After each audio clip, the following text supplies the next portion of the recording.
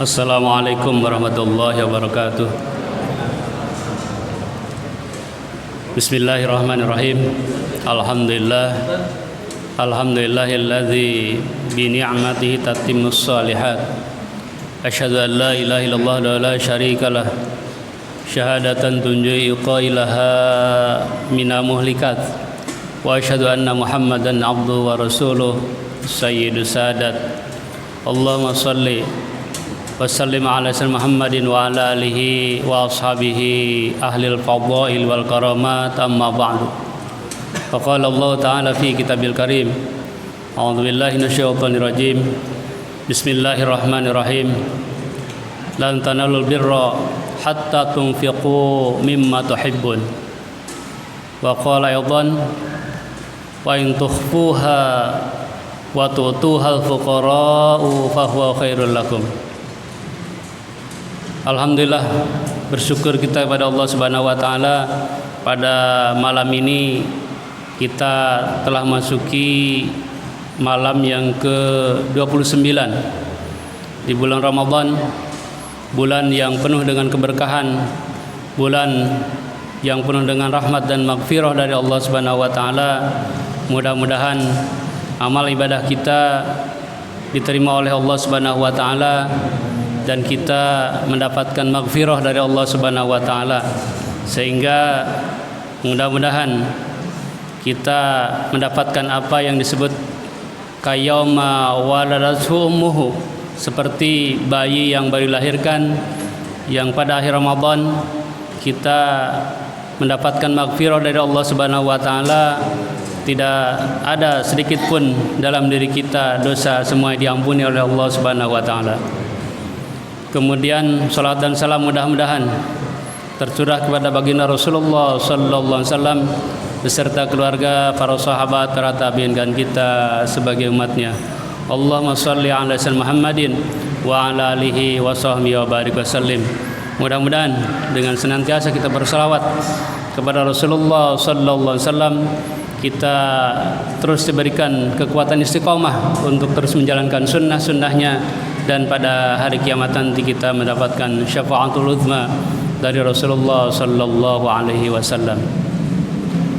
Melanjutkan kajian kemarin, yaitu tentang ibadah maliyah. Jadi dalam agama kita ada stressing yang berbeda, penekanan yang berbeda antara satu ibadah dengan ibadah yang lainnya, sehingga kita mengenal ada yang disebut dengan ibadah qalbiyah, kemudian ada ibadah badaniyah, kemudian yang ketiga ada ibadah maliyah. Jadi yang membedakan adalah stressingnya, titik tekannya lebih berat kemana. Ada yang disebut dengan ibadah qalbiyah, yaitu ibadah hati, ibadah yang penekannya adalah kepada konsentrasi hati kita. Di antaranya adalah tafakkur kepada Allah Subhanahu wa taala, kita melaksanakan i'tikaf, kemudian melaksanakan muhasabatun nafs, menghisab diri kita sendiri, kemudian juga di antaranya adalah zikrullah, zikir kepada Allah Subhanahu wa taala. Itu adalah contoh di antara ibadah qalbiyah. Kemudian ada ibadah badaniyah, yaitu ibadah yang stressingnya, penekanannya adalah kepada kekuatan badan kita. Di antaranya adalah ibadah sholat yang kita laksanakan, kemudian ibadah puasa yang selama ini sebulan ini kita laksanakan, itu adalah termasuk ibadah badaniyah. Kemudian ada ibadah maliyah, ibadah yang titik tekannya, stressingnya adalah pada pengeluaran harta kita. Ada kita mengenal tentang ibadah zakat, infak, sedekah maupun wakaf, jiswab disingkatnya. Nah, itu adalah diantara contoh-contoh ibadah maliyah. Kemudian minggu yang lalu, beberapa hari yang lalu, kita membahas tentang ibadah maliyah. Salah satunya adalah zakatul fitri.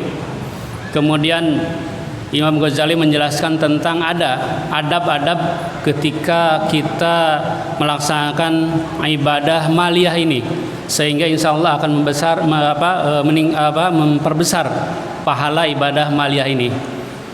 Yang pertama kata Imam Ghazali, adabnya ketika kita melaksanakan ibadah maliyah yaitu iltizamut tauhid, menjadi penyempurna ibadah apa? Penyempurna tauhid kita, sehingga apa yang kita keluarkan, harta yang kita keluarkan itu semata-mata ikhlas karena Allah Subhanahu wa taala. Kemudian karena syukrun ni'mah, bersyukur terhadap nikmat-nikmat yang Allah berikan kepada kita. Kemudian yang kedua adabnya adalah dilaksanakan secara sir. Ini lebih baik daripada secara terbuka atau diizharkan, dizahirkan. Wa in tukhfuha wa tutuhal fuqara fa huwa khairul lakum. Dan seandainya kamu menyembunyikan sedekahmu, kemudian wa tutuhal fuqara, dan memberikan kepada orang-orang fakir, fa huwa khairul lakum, maka itu adalah lebih baik bagi kalian, bagi kamu. Jadi lebih baik ketika kita mengeluarkan infak maupun sedekah, maka itu lebih baik dilaksanakan secara sir. Rasa-rasanya kita di era medsos ini lebih banyak dizahirkan, padahal itu lebih banyak madaratnya dibandingkan dengan secara sir. Bahkan dalam hadis dikatakan di antara fadilah atau keutamaan daripada kita melaksanakan ibadah maliyah dengan sir, yaitu adalah akan menahan atau menutup daripada murka Allah Subhanahu wa taala. Shadaqatus sir tutfi'u ghadabar rabbi. Sedekah secara sir, secara rahasia, secara tersembunyi atau sembunyi-sembunyi, itu akan menutup atau akan menahan murka dari Allah Subhanahu wa taala. Kemudian boleh kita melaksanakan ibadah maliyah itu secara dizahirkan, ditampakkan, tetapi dengan satu niat, yaitu memotivasi orang lain supaya orang lain juga mau berinfak maupun bersedekah. Wa in tubduha fa ni'ma hiya. Kemudian ketika kita melaksanakan ibadah maliyah, maka yang lebih afdal kata Imam Ghazali adalah memilih harta kita yang terbaik. Lan tanal birra hatta tunfiqu mimma tuhibbun. Jadi memilih harta kita yang terbaik. Contohnya adalah ketika kita mengeluarkan zakatul fitri, zakat fitrah, maka keluarkan dengan apa? Dengan kualitas beras yang terbaik, yang biasa kita konsumsi. Jadi ada kelas A, B, C, mungkin D juga itu kan. Jadi pilih yang terbaik yang kita konsumsi selama ini.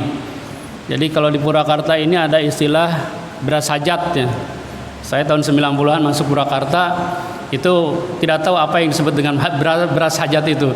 Ternyata itu ibu-ibu kalau ada hajat, keundangan itu bawa beras, dan itu berasnya biasanya kualitasnya kurang bagus biasanya.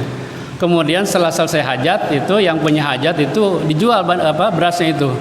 Kemudian dijualnya ke bandar biasanya. Dan bandar itu mencampur beras yang tadi yang kualitas jelek dengan kualitas yang bagus, kemudian dijual ke masyarakat.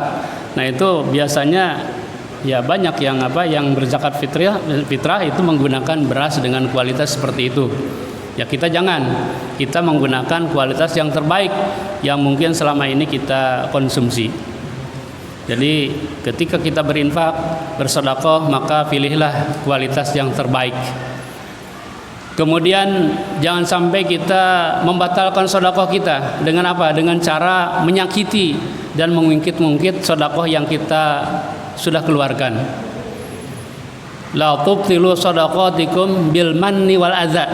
Janganlah kalian membatalkan pahala sedekahmu dengan apa? Bil manni wal adza, dengan mengungkit-ungkit dan juga menyakiti orang yang pernah kita kasih sedekah itu. Kemudian kata Imam Ghazali, di antara adab kita mengeluarkan sedekah atau infak atau secara umum adalah ibadah maliyah, yaitu kita memilih orang yang kita beri sedekah itu. Yang pertama kata Imam Ghazali, pilih orang yang bertakwa. Jadi ini fahkum bidzawahir. Jadi lihat yang zahirnya saja. Siapa yang bertakwa ya jelas dia suka salat, suka puasa gitu kan. Pilih lihat yang zahirnya. Karena masalah hati ya kita tidak tahu kan. Tapi yang jelas itu lihat yang zahirnya. Dia suka sholat enggak? Suka melaksanakan ibadah sholat 5 waktu ataukah tidak? Kemudian ketika bulan Ramadan dia berpuasa ataukah tidak? Jadi pilih orang yang bertakwa. Kemudian juga pilih orang yang berilmu, karena orang yang berilmu pasti akan mentasarrufkan harta yang dia dapat itu ke jalan Allah Subhanahu wa taala.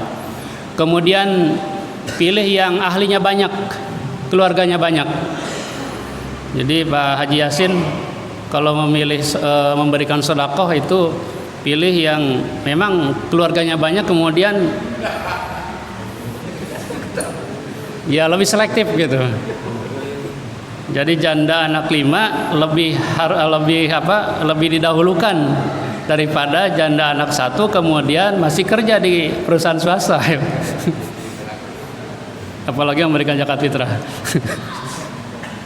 Kemudian dipilih juga, kata Imam Ghazali, ada orang yang menyembunyikan kefakirannya. Ya jangan sampai ada orang yang karakternya itu menampak-nampakkan kebutuhannya. Mana di antara orang yang kita pilih untuk berikan sedekahnya adalah orang yang kelihatan bahwa dia tidak menampakkan kefakirannya. Kemudian yang zawil arham, memiliki hubungan kekerabatan, itu lebih afdal, lebih utama. Jadi orang yang mungkin saudara kita, saudara dekat apalagi gitu kan, apalagi kemudian saudara yang jauh juga itu masih zawil arham, memiliki keterkaitan kekerabatan dengan kita, itu lebih berhak untuk kita dahulukan dibandingkan dengan orang lain. Apalagi yang tidak kenal, yang jauh itu lebih afdal kita dahulukan yang memiliki zawil arham, hubungan kekerabatan. Mungkin itu yang dapat saya sampaikan malam ini. Badal sebetulnya Pak Misbah lagi bukber, katanya mungkin agak terlambat, jadi saya ngisi malam ini, dan Imam Taraweh mudah-mudahan Pak Haji Agus bersedia. Kepake soalnya cepat. Demikian, wassalamualaikum warahmatullahi wabarakatuh.